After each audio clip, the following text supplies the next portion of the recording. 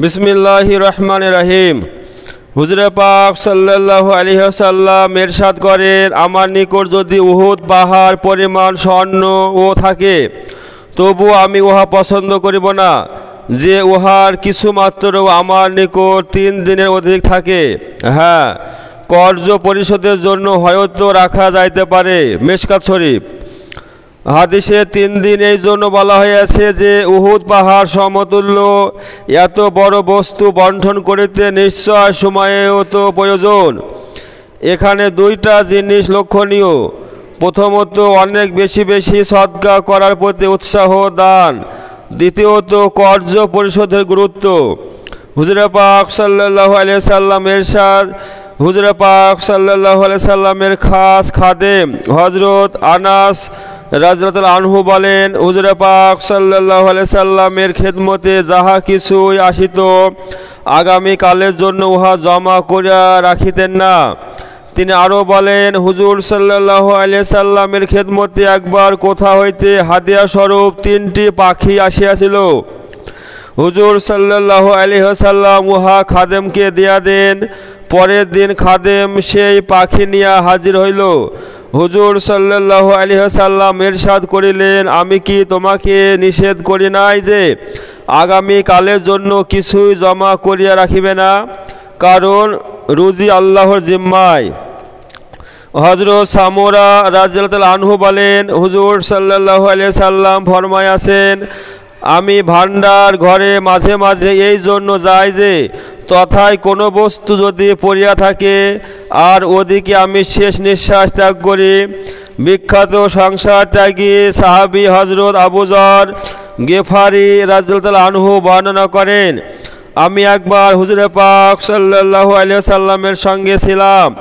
তিনি উহুদ পর্বতের প্রতি ইশারা করিয়া ফরমাইলেন, যদি এই পর্বত স্বর্ণে পরিণত হয় আমি উহাও পছন্দ করি না যে 3 দিনের বেশি আমার নিকট উহার একটি স্বর্ণও থাকুক, তবে কর্জ পরিশোধের জন্য হয়তো কিছু থাকিতে পারে। তারপর বলিলেন, অধিক দৌলতওয়ালারাই কম সওয়াবের অধিকারী, অধিক দৌলতওয়ালারাই কম সওয়াবের অধিকারী হইবে। হ্যাঁ, যাহারা এই রূপ করে অর্থাৎ ডান হাতে ডান দিক অলাদিগকে এবং বাম হাতে বাম দিক অলাদিগকে বিলাইয়া থাকে। হযরত আবু যর রাদিয়াল্লাহু আনহু একদিন হযরত ওসমানের নিকট উপস্থিত ছিলেন। হযরত ওসমান রাদিয়াল্লাহু আনহু হযরত কাব রাদিয়াল্লাহু আনহুকে জিজ্ঞাসা করেন, হযরত আব্দুর রহমান ইন্তেকালের সময় কিছু মাল রাখিয়া গিয়াছেন কি? অন্যায় তো করেন নাই? কিছু মাল রাখিয়া গিয়াছেন, কিছু অন্যায় তো করেন নাই? হযরত কাব বলেন, যদি তিনি আল্লাহর হক আদায় করিয়া থাকেন তবে তো কোনো ক্ষতি নাই। হযরত আবু যরের হাতে একটা ছড়ি ছিল, উহা দ্বারা তিনি হযরত কাবকে মারিতে আরম্ভ করিলেন এবং বলিলেন, কি বলিতেছ শোনো। আমি স্বয়ং হুজুর পাক সাল্লাল্লাহু আলাইহি সাল্লামের নিকট শুনিয়াছি, তিনি বলেন, যদি এই পাহাড় স্বর্ণে পরিণত হয় আর আমি উহা দান করিয়া দিই এবং উহা কবুল হইয়া যায়, তবুও আমি ইহা পছন্দ করি না যে আমার নিকট মাত্র 6 রত্তি অর্থাৎ 6 রত্তি স্বর্ণও থাকিয়া যায়। তারপর হযরত ওসমানকে জিজ্ঞাসা করেন, আপনি কি নিজ কানে হুজুর পাক সাল্লাল্লাহু আলাইহি সাল্লামের কাছে 3 বার এই হাদিস শুনেন নাই? হযরত ওসমান রাদিয়াল্লাহু আনহু বলিলেন, হ্যাঁ শুনিয়াছি। বুখারী শরীফে হযরত আহনাব বিন কায়েস রাদিয়াল্লাহু আনহু হইতে বর্ণিত আছে, তিনি বলেন, আমি একদিন মদিনা শরীফে কোরাইশ বংশীয় লোকের সঙ্গে বসা ছিলাম। এমত অবস্থায় এক ব্যক্তি মোটা কেশ মোটা কাপড় পরিহিত সাধারণ বেশে আসিয়া দাঁড়াইল। প্রথমে সালাম করিয়া বলিতে লাগিল, যাহারা টাকা পয়সা জমা করে তাহাদিগকে ওই পাথর খণ্ডের শুভ সংবাদ দাও, যাহাকে আগুনে উত্তপ্ত করিয়া তাহাদের স্তনের উপর রাখিয়া দেওয়া হইবে, ইহাতে তাহার মাংস সিদ্ধ হইয়া গলিয়া পড়িবে। ইহা বলিয়া তিনি মসজিদের একটি খুঁটির কাছে বসিয়া পড়িলেন। এই বুজুর্গকে আমি প্রথমে চিনিতাম না। তাহার কথা শুনিয়া আমিও তাহার কাছে বসিয়া পড়িলাম ও বলিলাম, এখানে লোকজন আপনার কথা তেমন কোনো দাম দিল না, মনে হয় তাহারা কথাটা না পছন্দ করিয়াছে। তিনি উত্তর করিলেন, তাহারা বেকুব, কিছুই বোঝে না। আমি ইহা আমার মাহবুবের নিকট শুনিয়াছি। আহনাব জিজ্ঞাসা করিলেন, আপনার মাহবুব কে? তিনি বলিলেন, হযরত মুহাম্মদ মুস্তাফা সাল্লাল্লাহু আলাইহি ওয়াসাল্লাম। আমাকে তিনি বলিয়াছিলেন, হে আবু যর, তুমি কি উহুদ পাহাড় দেখিয়াছো? আমি ভাবিলাম হয়তো তিনি আমাকে সেদিকে কোনো কাজে পাঠাইবেন, তাই বলিলাম, জি হ্যাঁ, দেখিয়াছি। প্রিয় মাহবুব সাল্লাল্লাহু আলাইহি ওয়াসাল্লাম ফরমাইলেন, আমার নিকট যদি এই পর্বত পরিমাণ স্বর্ণ হইতো, তবে আমার দিল চায় উহার সবটুকু ব্যয় করিয়া দিই, তবে কর্জ পরিশোধের জন্য হয়তো 3 দিনার রাখিতে পারি। তারপর হযরত আবু যর রাদিয়াল্লাহু আনহু বলেন, কিন্তু তবুও ইহারা বুঝে না, শুধু মাল জমা করিয়া যাইতেছে। আল্লাহর কসম, আমি ইহাদের কাছে না দুনিয়ার ভিখারি, না দিনের কোনো ফতুয়ার মোহতাজ। পরিষ্কার কথা বলিতে আমার ভয় কিসের? দাতা ও বখিলের জন্য ফেরেশতাদের দোয়া ও বদদোয়া। হযরত আবু হুরায়রা রাদিয়াল্লাহু আনহু হইতে বর্ণিত আছে, হুজুর সাল্লাল্লাহু আলাইহি সাল্লাম বলেন, ভোরবেলায় আসমান হইতে 2 জন ফেরেশতা অবতরণ করে। তার মধ্যে একজন ঘোষণা করে, হে আল্লাহ, যে তোমার পথে দান করে তাহাকে প্রতিদান দাও, আর যে কৃপণতা করে তাহার মাল ধ্বংস করিয়া দাও। মিশকাত শরীফ। কোরআন শরীফে আল্লাহ তাআলা ফরমায়াছেন, তোমরা যাহা খরচ করিবে আল্লাহ তাআলা তাহার বদলা দিবেন। হুজুরে পাক সাল্লাল্লাহু আলাইহি ওয়াসাল্লাম ইরশাদ করেন, যখন সূর্য উদয় হয়, উহা 2 পার্শ্বে 2 জন ফেরেশতা ঘোষণা করিতে থাকে, যাহা জিন এবং ইনসান ব্যতীত সমস্ত মাখলুক শুনিতে পায়। তাহারা বলে যে, হে লোক সকল, আপন আল্লাহর দিকে চলো। প্রয়োজন মোতাবেক সামান্য বস্তু অনেক উত্তম ওই পশু ধন হইতে, যাহা আল্লাহ হইতে গাফেল করিয়া দেয়। আবার সূর্য অস্ত যাওয়ার সময় উহা 2 পার্শ্বে 2 ফেরেশতা জোরে জোরে দোয়া করিতে থাকে, আয় আল্লাহ, যাহারা দান করে তাহাদের প্রতিদান দাও, আর যাহারা বখিলি করে তাহাদের মাল ধ্বংস করিয়া দাও। অন্য হাদিসে আসিয়াছে, আসমানে 2 জন ফেরেশতা শুধু এই কাজে নিযুক্ত আছে যে একজন বলে, হে আল্লাহ, দাতাকে দান করো, অপরজন বলে, কৃপণের মাল ধ্বংস করো। অভিজ্ঞতায়ও দেখা যায়, যাহারা মাল সঞ্চয় করিয়া রাখে তাহারা অনেক সময় মামলা মোকদ্দমায়, উচ্ছৃঙ্খলতায় অথবা চোর ডাকাতের উপদ্রবে মাল ধ্বংস করিয়া দেয়। ইবনে হাজার বলেন, কোন সময় মাল ধ্বংস হইয়া যায়, আর কোন সময় মালওয়ালা বিদায় হইয়া যায়, আবার কোন সময় মালে লিপ্ত থাকিয়া নেক আমল ধ্বংস করিয়া দেয়।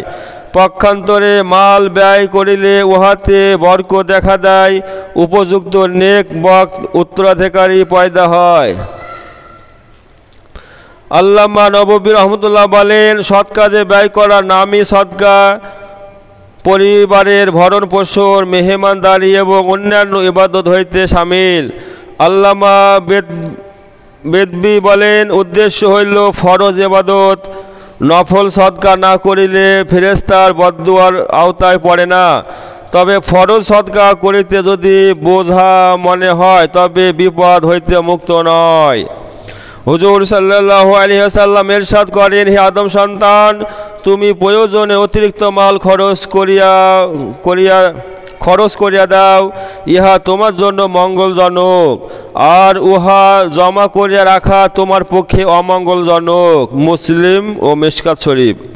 হুজুর সাল্লাল্লাহু আলাইহি সাল্লাম ইরশাদ করেন, হে আদম সন্তান, তুমি প্রয়োজনের অতিরিক্ত মাল খরচ করিয়া দাও, ইহা তোমার জন্য মঙ্গলজনক, আর উহা জমা করিয়া রাখা তোমার পক্ষে অমঙ্গলজনক। মুসলিম ও মিশকাত শরীফ। প্রকৃতপক্ষে প্রয়োজনের অতিরিক্ত মাল জমা রাখার জন্য আসে নাই, উহাকে আল্লাহর ব্যাংকে জমা করা উচিত, যেখানে কোনো ধ্বংস নাই, বিপদ নাই। প্রয়োজন মোতাবেক শব্দের অর্থ হইল, যাহা না হইলে চলা যায় না, অন্যের দুয়ারে ভিক্ষা করিতে হয় না, এই পরিমাণ রাখা কোনো অন্যায় নয়। গৃহপালিত পশু পক্ষীর খোরাকি ও প্রয়োজনের মধ্যে শামিল। প্রিয় নবী সাল্লাল্লাহু আলাইহি ওয়াসাল্লাম ইরশাদ করেন, মানুষের পাপের জন্য ইহাই যথেষ্ট যে যাহার জীবিকা তাহার জিম্মায় আছে উহাকে ভোকা রাখিয়া ধ্বংস করিয়া দেওয়া। হযরত আব্দুল্লাহ বিন সামিত রাদিয়াল্লাহু আনহু বলেন, হযরত আবু যর রাদিয়াল্লাহু আনহু একদিন বাইতুল মাল হইতে তাহার ভাতা উঠাইয়া নিজ বান্দিকে দিয়া বাজারে গেলেন। নিজ বান্দিকে নিয়ে বাজারে গেলেন। সদাইপত্র করিয়া আরও 7টা আশরাফি বাঁচিয়া গেল। তিনি বান্দিকে বলিলেন, ওইগুলি দান করিবার জন্য ভাঙতি করিয়া লও। আমি বলিলাম, হুজুর, এইগুলি রাখিয়া দিলে মেহমানদারি ইত্যাদি প্রয়োজনে কাজে আসিবে। তিনি বলিলেন, আমাকে আমার হাবিব সাল্লাল্লাহু আলাইহি ওয়াসাল্লাম ফরমাইয়াছেন, যে ব্যক্তি টাকা পয়সা বাঁধিয়া রাখিবে উহা আল্লাহর রাস্তায় ব্যয় না হওয়া পর্যন্ত মালিকের জন্য আগুনের ফুলকি হইয়া থাকিবে। হুজুর পাক সাল্লাল্লাহু আলাইহি সাল্লাম ফরমাইয়াছেন, যে ব্যক্তি টাকা পয়সা বাঁধিয়া রাখিবে উহা আল্লাহর রাস্তায় ব্যয় না হওয়া পর্যন্ত মালিকের জন্য আগুনের ফুলকি হইয়া থাকিবে। নবী করিম সাল্লাল্লাহু আলাইহি ওয়াসাল্লাম প্রয়োজনের অতিরিক্ত সম্পদ দান করার উপর এত জোর দিতেন যে সাহাবারা মনে করিতেন প্রয়োজনের অতিরিক্ত মালের মধ্যে তাহাদের কোনো অধিকার নাই। হযরত আবু সাঈদ খুদরি রাদিয়াল্লাহু আনহু বলেন, আমরা কোনো এক সফরে হুজুর পাক সাল্লাল্লাহু আলাইহি সাল্লামের সাথে ছিলাম। কোনো এক জায়গায় গিয়া হুজুর সাল্লাল্লাহু আলাইহি সাল্লাম দেখিলেন যে এক ব্যক্তি আপন সোয়ারিকে এদিকে ওদিকে শুধু ঘুরাইতেছে। দেখিয়া হুজুর সাল্লাল্লাহু আলাইহি সাল্লাম ফরমাইলেন, যাহার কাছে অতিরিক্ত সোয়ারি ও রসদ আছে সে যেন উহা ওই ব্যক্তিকে দিয়া দেয় যাহার নিকট সোয়ারি বা রসদ নাই। শুনিয়া আমরা ভাবিলাম, প্রয়োজনের অতিরিক্ত মালের উপর যেন আমাদের কোনো হকই নাই। উটকে এদিক সেদিক ঘুরাইবার উদ্দেশ্য যদি গর্ব বা অহংকার হয় তবে হুজুর সাল্লাল্লাহু আলাইহি সাল্লাম বলেন যে উহা অহংকারের জন্য নয়, বরং যাহার নাই তাহাকে দান করা উচিত। আর যদি নিজের করুণ অবস্থা প্রকাশ করা মাকসুদ হয় তবে হুজুর পাক সাল্লাল্লাহু আলাইহি সাল্লামের উদ্দেশ্য হইল, তোমাদের মধ্যে যাহার সামর্থ্য আছে তাহার এই ব্যক্তিকে দান করা উচিত। হযরত উকবা রাদিয়াল্লাহু আনহু বলেন, আমি মদিনায়ে মানওয়ারায় হুজুর সাল্লাল্লাহু আলাইহি সাল্লামের পিছনে আসরের নামাজ পড়িয়াছিলাম। নামাজের সালাম ফিরাইবার একটু পরেই হুজুর সাল্লাল্লাহু আলাইহি সাল্লাম খুব তাড়াতাড়ি মানুষের কাঁধের উপর দিয়া কোনো এক বিবি সাহেবার ঘরে তাশরিফ নিয়ে গেলেন। হুজুর পাক সাল্লাল্লাহু আলাইহি সাল্লামের এই রূপ তাড়াহুড়ায় সকলেই বিচলিত হইয়া গেল। প্রিয় নবী সাল্লাল্লাহু আলাইহি সাল্লাম বাহিরে তাশরিফ আনিয়া মানুষের হাল দেখিয়া বলিলেন, একটা স্বর্ণের টুকরার কথা মনে পড়িল যাহা রক্ষিত ছিল। ভাবিলাম, ইত্যে অবসরে যদি আমার মৃত্যু আসিয়া যায় আর উহা ঘরে থাকিয়া যায় তবে কাল ময়দানে হাসরে কি জবাব দিব, এই জন্য উহা বন্টন করিয়া দিবার জন্য বলিয়া আসিলাম। বুখারী ও মিশকাত শরীফের হাদিস। আম্মাজান হযরত আয়েশা রাদিয়াল্লাহু আনহা বলেন, হুজুর পাক সাল্লাল্লাহু আলাইহি সাল্লামের অসুখের সময় তাহার নিকট 6-7টা আশরাফি ছিল। হুজুর আমাকে নির্দেশ দিলেন, তাড়াতাড়ি ওইগুলি বন্টন করিয়া দাও। হুজুর পাক সাল্লাল্লাহু আলাইহি সাল্লামের গুরুতর অসুস্থতার দরুন আমার বন্টন করার সুযোগ ছিল না। পরে হুজুর সাল্লাল্লাহু আলাইহি সাল্লাম ফরমাইলেন, ওইগুলি আমার হাতে দাও। হুজুর সাল্লাল্লাহু আলাইহি সাল্লাম হাতে নিয়ে বলিলেন, আল্লাহর নবীর জন্য কত বড় লজ্জার কথা, এইগুলি ঘরে রাখিয়া যদি সে আল্লাহর সাথে মিলে অর্থাৎ মৃত্যু হয়ে যায়। অন্য হাদিসে আছে, ওইগুলি রাত্রির বেলায় কোথা হইতে আসিয়াছিল, উহাতে হুজুর পাক সাল্লাল্লাহু আলাইহি সাল্লামের নিদ্রা উড়িয়া গেল। শেষ রাত্রে দান করিয়া দেওয়ার পর ঘুম আসে। অন্য হাদিসে আসিয়াছে, হুজুর সাল্লাল্লাহু আলাইহি সাল্লাম বলেন, উহা আলীর নিকট পাঠাইয়া দাও, তারপর হুজুর সাল্লাল্লাহু আলাইহি ওয়াসাল্লাম বেহুশ হয়ে যান। জ্ঞান ফেরার পর আবার বলেন, আলীর নিকট পাঠাইয়া দাও।